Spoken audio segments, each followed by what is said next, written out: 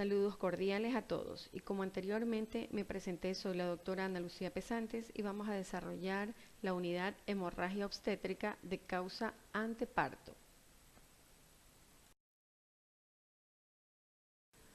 Pasando las hemorragias de la segunda mitad del embarazo, las causas principales son la placenta previa y el desprendimiento de placenta normo inserta. Se denomina placenta previa cuando la placenta se inserta en el segmento inferior del útero y ocluye el orificio cervical. La prevalencia es de 0.3 a 0.5% de los embarazos con una tasa de mortalidad perinatal que se incrementa 3 a 4 veces frente a los embarazos normales.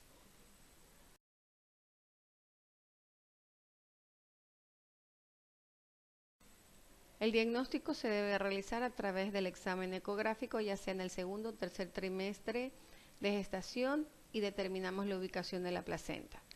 En cuanto a su clasificación, se la denomina placenta previa o placenta de inserción baja. La placenta previa ya sabemos que es la que cubre el orificio cervical interno en cualquier grado, mientras que se deja a placenta de inserción baja cuando está cerca del orificio pero no lo ocluye.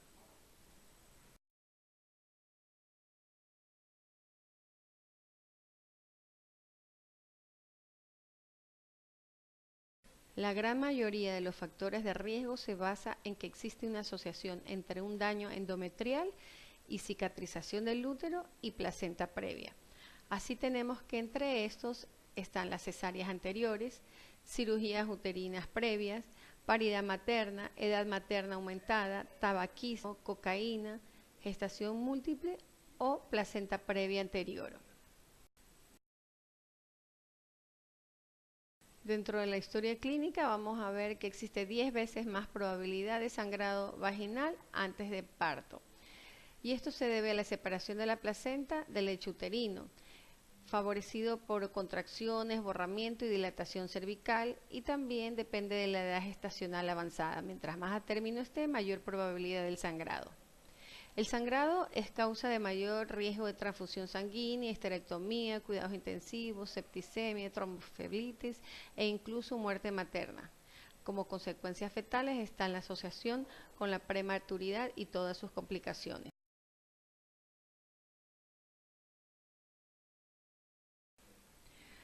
Para determinar cuál va a ser nuestro manejo frente a la placenta previa depende de si es una paciente asintomática o sintomática. En aquella paciente asintomática, obviamente que no hay sangrado, su control ecográfico debe ser a las 36 semanas y determinará la vía del parto. Aquellas pacientes sintomáticas dependen del grado de sangrado antecedente de la paciente, lo cual va a determinar si se la mantendrá en observación u hospitalización. Se determina que sea a través de la observación de aquellas pacientes con sangrado leve a moderado y hemodinámicamente estable sin factor de riesgo hemorrágico. El tratamiento conservador va a incluir control hemodinámico, maduración pulmonar y tocolisis si es que fuese necesario. El manejo incluye una historia clínica completa y un examen físico, pero sin tactos vaginales para no favorecer el sangrado. Debemos de mantener una vía permeable en aquellos sitios donde podemos obtener exámenes de laboratorio, lo estableceríamos a través de un hemograma, coagulación y bioquímica elemental. Debemos de valorar la frecuencia cardíaca, hacer una monitorización fetal en mayores de 24 semanas de gestación y así podemos observar si existe o no actividad uterina. La ecografía obstétrica va a evaluar el hematoma placentario, la longitud cervical e integrar las membranas. Y debemos mandar a la paciente a reposo.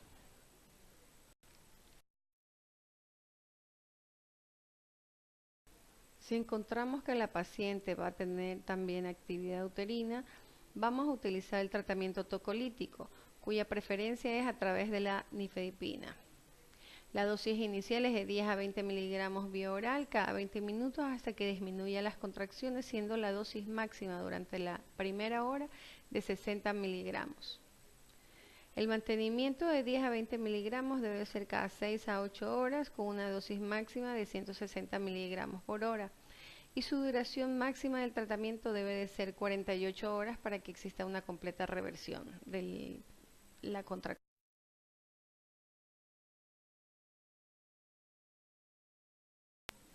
Dentro de cualquier probabilidad que exista un parto prematuro, debemos de hacer maduración pulmonar fetal. Esto se lo usa en todas las gestantes de 24 a 34 semanas a través de dos medicaciones que podría ser la betametasona o la dexametasona. La betametasona es 12 miligramos intramuscular cada día por 2 dosis y la dexametasona es 6 miligramos intramuscular cada 12 horas por 4 dosis, es decir, una dosis total de 24 miligramos. Se puede dar una dosis de rescate en aquellos embarazos que tienen menos de 34 semanas y que sin embargo aún mantienen el riesgo del parto prematuro.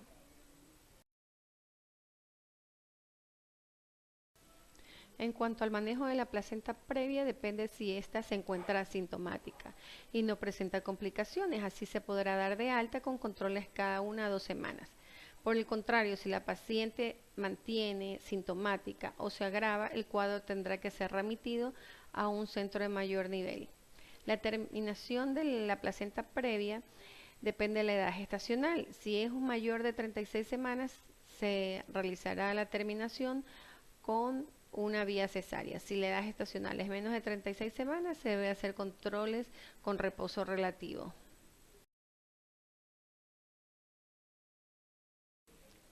La siguiente patología dentro de las hemorragias obstétricas de la segunda mitad del embarazo se encuentra el desprendimiento de placenta normoinserta.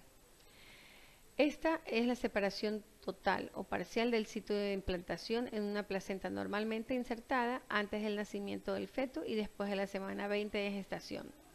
Puede presentarse con sangrado entre las membranas y la decidua a través del cérvix o permanecer retenido en el útero con sangrado por detrás de la placenta.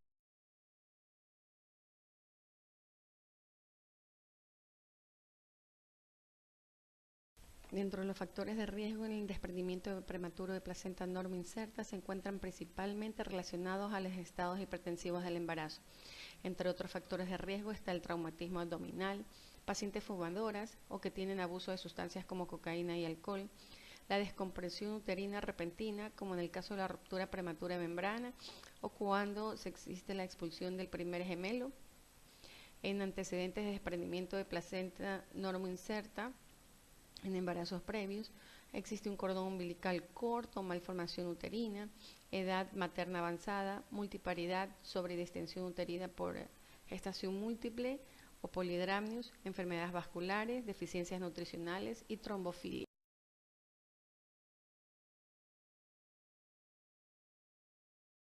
El cuadro clínico del desprendimiento de placenta normoinserta se basa principalmente en la presencia de un sangrado oscuro de inicio brusco, cantidad variable y dolor abdominal. La contractibilidad uterina con policistolia e hipertono son las formas más graves, lo que ocasiona compromiso hipóxico fetal. Las formas graves se acompañan de muerte fetal, descompensación hemodinámica materna y coagulación intravascular diseminada. Ecográficamente se va a observar una imagen retroplacentaria ecorefringente heterogénea que puede aumentar el grosor placentario con o sin disección de las membranas ovulares. Como estas dos patologías son las principales causas de la hemorragia obstétrica en la segunda mitad del embarazo, es válido hacer un diagnóstico diferencial entre placenta previa y desprendimiento de placenta normoinserta. Así tenemos que en la placenta previa el sangrado vaginal, como dije anteriormente, era rojo rutilante, mientras que en el desprendimiento de placenta normoinserta es un rojo oscuro.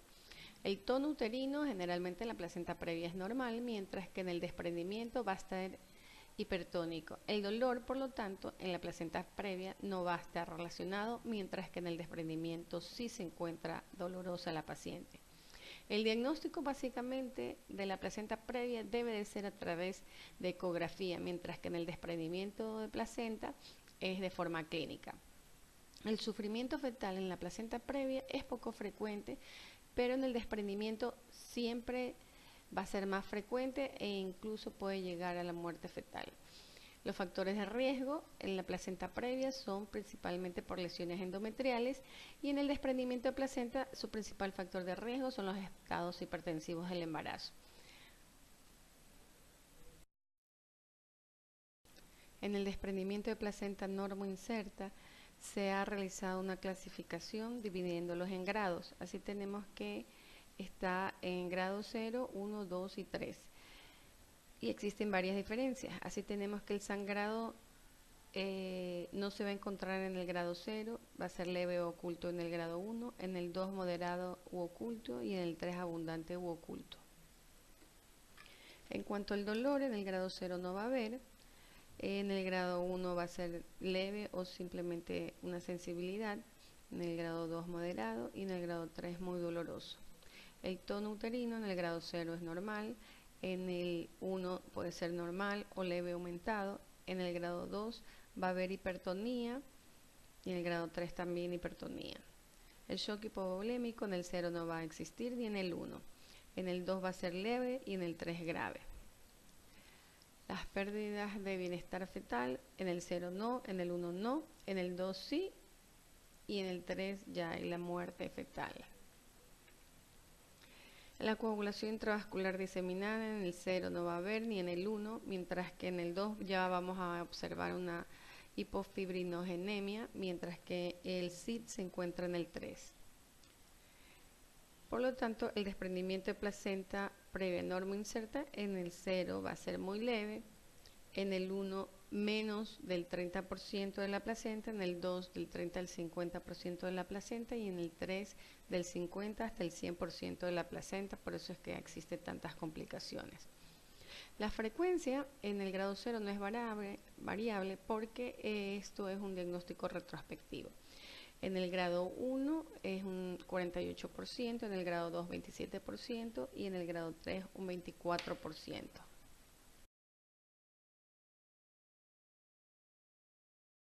En el manejo de la placenta normoinserta, esto va a depender de la severidad del sangrado, de la edad gestacional de la paciente y la presencia de actividad uterina. Debe estar orientado a prevenir el choque hipovolémico y, si no es evitable, lograr las mejores condiciones para el feto. Ante la sospecha diagnóstica, principalmente hay que estabilizar a la paciente y luego referirla inmediatamente.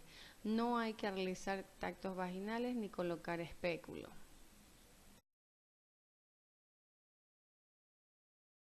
Como vamos a hacer la referencia de la paciente, este siempre va a estar acompañado por un profesional capacitado con las siguientes medidas.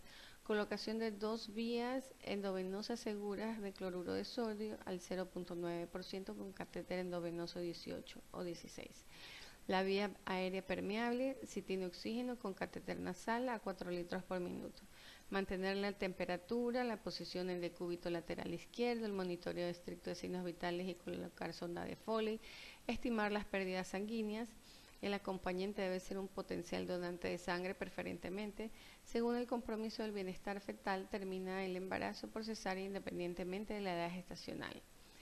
Inminencia de parto. Si existe una dilatación mayor de 8 centímetros, se puede intentar el parto vaginal con soporte hemodinámico. En caso de óbito fetal, la decisión de la vía del parto se hará individualmente. Es decir, puede ser parto vaginal o cesárea.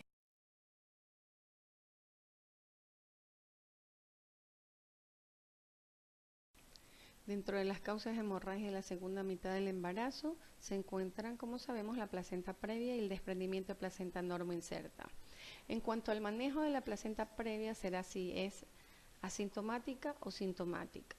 Si es asintomática, entonces será a través de una cesárea a las 37 semanas.